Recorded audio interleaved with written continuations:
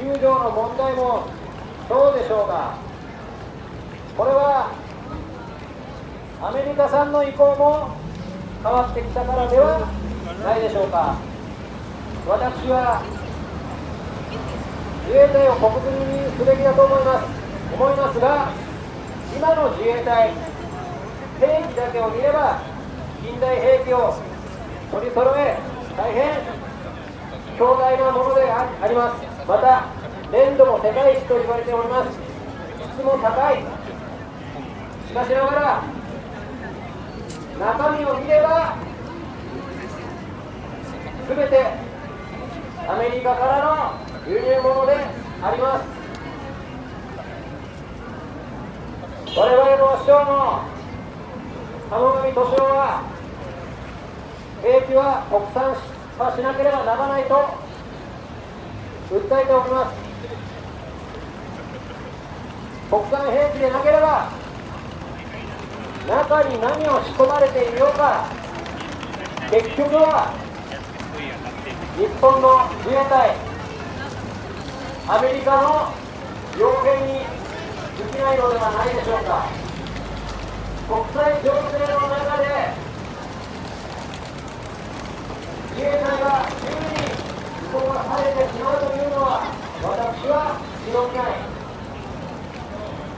日本という国の意志、主体性を持って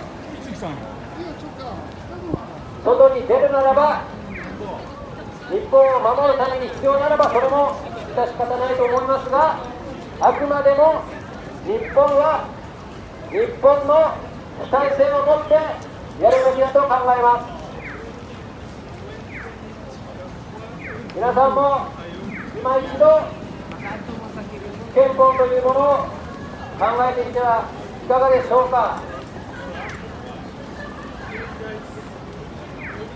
先ほど弁士から教えられましたが、この小田急百貨店の上に天皇陛下のご即位をお祝い申し上げますと垂れ幕がかかっております。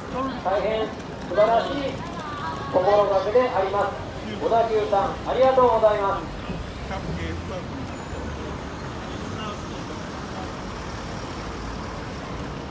国際情勢はさまざま変化してまいります。大東亜戦争もそうでした。決して我々の人が引き好んで戦をしたわけではない。